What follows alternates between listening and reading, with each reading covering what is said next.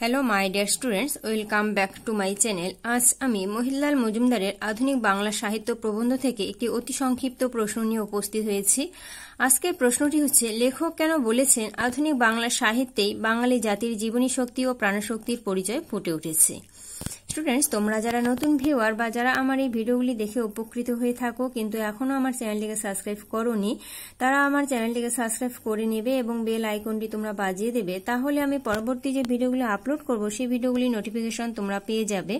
আর এর আগে আধুনিক বাংলা সাহিত্য থেকে অনেক নোটস তোমাদের দেওয়া আছে, সেগুলো যদি তোমরা দেখে না থাকো এই ভিডিওটির ডেসক্রিপশন বক্সে আমি সেগুলো লিঙ্ক দিয়ে দেবো, সেখান থেকে তোমরা দেখে নেবে। তথ্যটি আমি এবার শুরু করছি। প্রাবন্ধিক মহিলাল মজুমদার আধুনিক বাংলা সাহিত্য প্রবন্ধে আধুনিক সাহিত্যের মধ্যেই বাঙালি জাতির জীবনী শক্তি ও প্রাণশক্তির সুগভীর পরিচয়টিকে প্রস্ফুটিত হতে দেখেছেন। তার মতে, আধুনিক সাহিত্য ছাড়া বাইরের সামাজিক ও রাষ্ট্রীয় প্রচেষ্টার মধ্যে বাঙালির স্বরূপ তেমন সুস্পষ্ট হয়ে ওঠেনি। চরিত্র ও কর্মবুদ্ধির অভাবে সামাজিক ও রাষ্ট্রীয় ক্ষেত্রে বাঙালি তেমন সাফল্য লাভ করেনি। কিন্তু সে যুগে বাঙালির স্বাস্থ্য ও দেহমনের সামর্থ্য অটুট ছিল, ফলে বিদেশি শিক্ষা ও বিদেশি সভ্যতার স্পর্শে জাতির প্রাণে নবীনতার আবেগ জেগে উঠেছিল।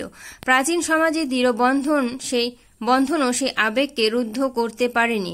ফলত প্রাণের সুপ্ত শক্তি বাস্তব জীবনে বাধাপ্রাপ্ত হলেও বাঙালির ভাবনা, ধারণা ও ধ্যান কল্পনার ক্ষেত্রে বলিষ্ঠভাবে আত্মপ্রকাশ করেছিল। একদিকে সংস্কারের মোহ ও মুক্তির আকাঙ্ক্ষা, অন্যদিকে আত্মদমনের জন্য শাস্ত্রবিধি বাঙালির হৃদয় মনে যে দ্বন্দ্বের সৃষ্টি করেছিল তা বাঙালির মনোজগতে অধীরতা সৃষ্টি করেছিল।